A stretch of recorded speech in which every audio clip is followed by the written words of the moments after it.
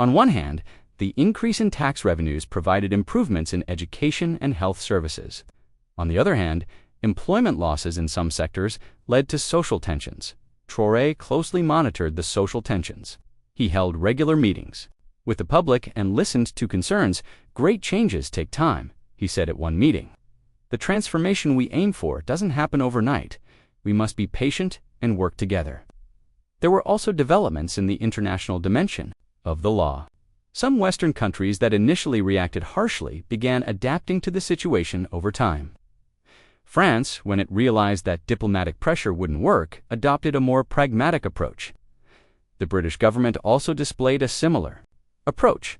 Some British companies decided to stay in Burkina Faso by accepting the new tax regime. These companies reevaluated their long-term strategies.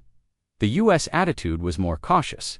Most American companies preferred to leave the country. However, the U.S. government maintained diplomatic relations with Burkina Faso. In the second year, the effects of the law became more balanced. Economic growth stabilized at 8%. The unemployment rate returned to initial levels.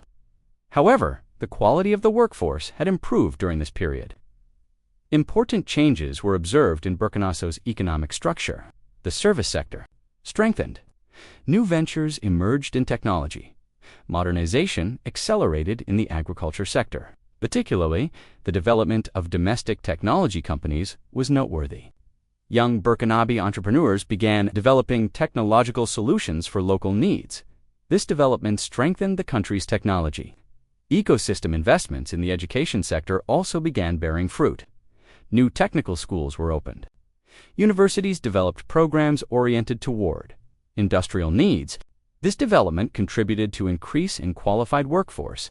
Significant progress was also made in the health sector. New health centers were opened in rural areas. Medical equipment was renewed. Health personnel training was strengthened. In the third year, the long-term effects of the law began to clarify.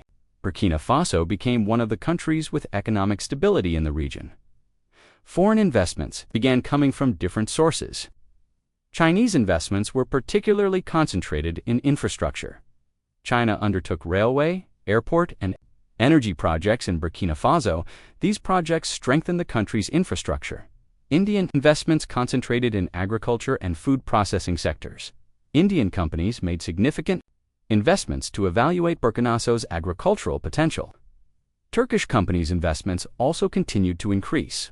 Turkish presence strengthened especially in construction and textile sectors. This investments increased the country's industrial capacity. In the fourth year of the law, some Western companies began returning. However, this time they were coming with more equitable partnership models. These companies were investing more in local workforce and providing technology transfer. Particularly, the approach of German companies was noteworthy. German technology companies began establishing research and development centers in Burkina Faso. Thus, centers contributed to local engineers' training. Dutch agricultural companies also returned. However, this time they were establishing direct partnerships with Burkinabe farmers. This partnership model was increasing farmers' income and raising agricultural productivity. In the fifth year, Burkina Faso's economic transformation was nearing completion. The country entered the category of middle economy countries in the region. This success served as an example for other African countries. Ghana adapted the Burkina Faso model and implemented a similar tax reform. Mali and Niger also planned to take similar steps. This development was a sign of forming a new economic bloc in the region. In the sixth year of the law, international organizations officially recognized Burkina Faso's success. The African Development Bank characterized the country as an exemplary development model. The World Bank also began recommending Burkina Faso's experience to other African countries. This international recognition proved the correctness of Traoré's vision. He had shown that he was working not only for his country's development, but for all of Africa's development. In the seventh year of the law, Burkina Faso had become one of Africa's economic success stories. The country had made significant progress in sustainable development goals. The poverty rate had been halved. Education levels had significantly increased. Behind this success was not just tax policy, but a comprehensive development strategy. The Traoré administration had made coordinated investments in education, health, infrastructure, and technology. In the 8th year, Burkina Faso's experience began to be the subject of academic studies. The Burkina Faso development model was studied at universities worldwide. This model was based on principles of equitable resource sharing, development of domestic industry, and protection of economic sovereignty. Traoré welcomed this academic interest with satisfaction. Knowledge multiplies when we share it, he said at a university conference. BurkinaFaso's experience belongs to all of Africa. In the 9th year, the full effect of the law emerged. Burkina Faso had largely achieved economic independence. The country could now determine its own development agenda. This autonomy also manifested itself in political decisions. In the 10th year, the full dimension of Traoré's historic decision was understood. The 150% tax law was not just an economic measure, but had become a symbol of Africa's liberation movement. The reforms inspired by this law had spread continent-wide. In the 11th year of the law, Burkina Faso had become a regional economic power. The country had begun to assume a leadership role within the West African Economic Community. Traoré's experience enabled him to provide consultancy to other African leaders. The most striking development in this process was the law's entry into international literature as the Traoré Doctrine. This doctrine formed the basis of strategies for developing countries to protect their natural resources and ensure equitable sharing. Economics professors viewed this doctrine as the new paradigm of global development theories. The success story that emerged from the law's impact was not limited to economic figures. The self-confidence of the Burkina Faso people had increased and national identity had strengthened. Young people now took pride in their country, preferring to build a future on their own soil rather than migrating abroad. This psychological transformation was perhaps the most valuable gain of the law. In conclusion, Traoré's Economic Sovereignty Act had influenced Africa's destiny. This law had contributed to the continent's economic independence and helped leave a more just world for future generations. And the leader of this transformation, Ibrahim Traoré, had earned an important place in African history. It was exactly 9:30 in Ouagadougou, the capital of Burkina Faso. The document in Captain Ibrahim Traoré's hands contained a decision that would change Burkina Faso's economic history, terrify major multinational corporations, and create a domino effect across Africa. This law, called the Economic Sovereignty Act, imposed a 150% additional tax on all Western companies operating in the country. This decision was not just a tax regulation, but one of the boldest steps in Africa's struggle for economic independence. Within the next 72 hours, 52 major international companies operating in Burkina Faso would face the most difficult decision of their history, with most choosing to leave the country. This great exodus would affect not only Burkina Faso, but the economic future of all Africa. The story behind this dramatic decision was the result of Traoré's 3-month detailed economic analysis. He had discovered that only 15% of the revenue generated from Burkina Faso's natural resources remained in the country, while the rest was transferred abroad by multinational corporations. Gold mines, cotton fields, uranium reserves. The country's most valuable assets were operated by foreign companies, with most of the profits going to Europe and America. This situation resembled an economic system left over from the colonial era. Traoré had decided to take a radical step to end this injustice. The details of the law were powerful enough to shake the international business world. All Western companies operating in Burkina Faso would pay a 150% sovereignty tax in addition to normal corporate tax. This tax meant that more than half of the company's net profits from Burkina Faso would remain with the state.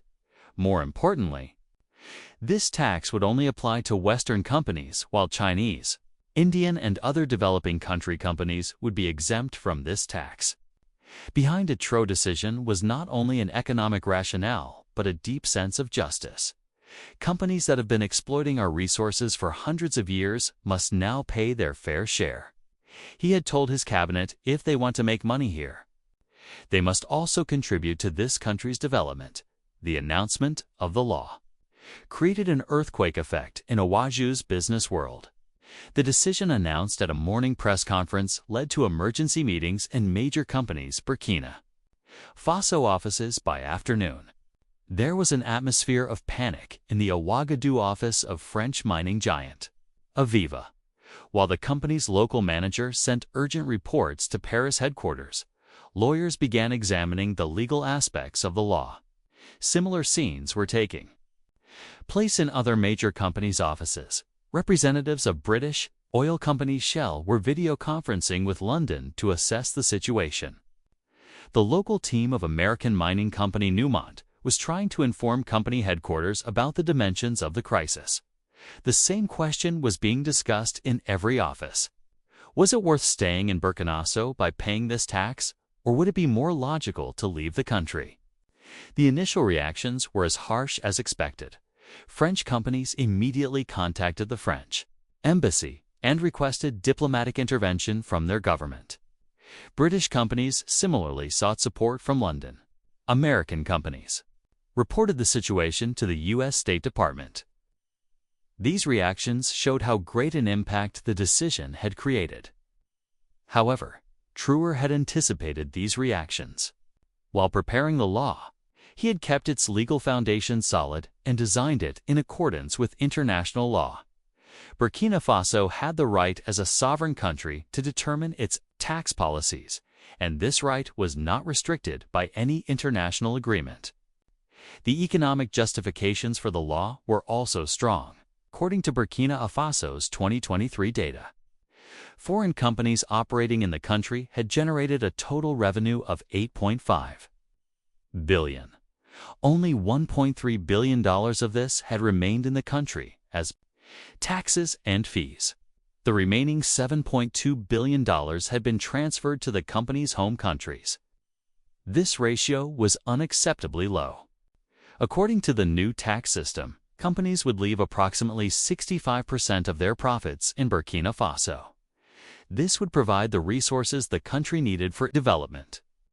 According to Traoré's calculations, the new tax system would bring an additional $3.5 billion in revenue annually. This money would be used for investments in education, health, infrastructure, and technology. The implementation process of the law was also carefully planned. Companies were given a 90-day adaptation period. During this time, they would either accept the new tax regime or terminate their operations and leave the country. There was no middle ground. Within the first 48 hours, companies' reactions began to clarify. Some directly announced their decision to leave the country.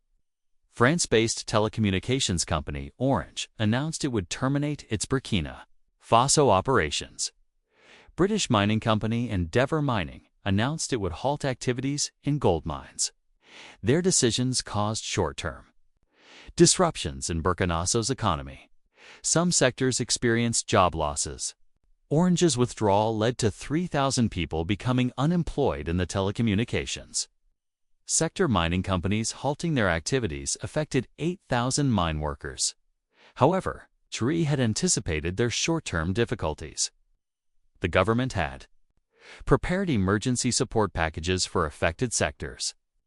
Temporary income support, new job opportunities, and vocational training programs were launched for unemployed workers. More importantly, some companies made different decisions. Chinese technology company Huawei announced it would increase its investments in Burkina Faso. Indian Steel Company Tata was planning to build a new factory in the country. These companies saw the withdrawal of Western competitors as an opportunity. The law's resonance in Africa was also significant. Neighboring countries like Ghana, Mali, and Senegal began preparing similar laws. Support messages came from Tanzania, Zambia, and Botswana. The African Union praised Traoré's brave and fair decision. These developments created a new economic consciousness. In Africa, continental leaders were encouraged about benefiting more from their natural resources. This situation began to be called the African Renaissance. The reactions from Western countries were as harsh as expected. French President Emmanuel Macron characterized the decision as illegal and said sanctions could be applied to Burkina Faso. The British Prime Minister gave similar reactions. The U.S. State Department announced it was watching the situation with concern. These reactions could not convince Traoré to back down. He was confident in his decision and ready to pay the necessary price for Africa's economic independence. The colonial mindset must end, he said at a press conference. Africa's resources must be used for Africa's development, with the law's implementation. Fundamental changes began in Burkina Faso's economy. The areas left empty by the withdrawal of Western companies began to be filled by Chinese, Indian, Turkish, and other countries' companies. These companies were offering more equitable partnership models. China's interest was particularly noteworthy. Chinese companies began making large investments in Burkina Faso. These investments focused not only on resource extraction, but also on processing and creating added value. China proposed building a gold processing facility, cotton textile factory, and electronics assembly plant in Burkina Faso. India showed similar interest.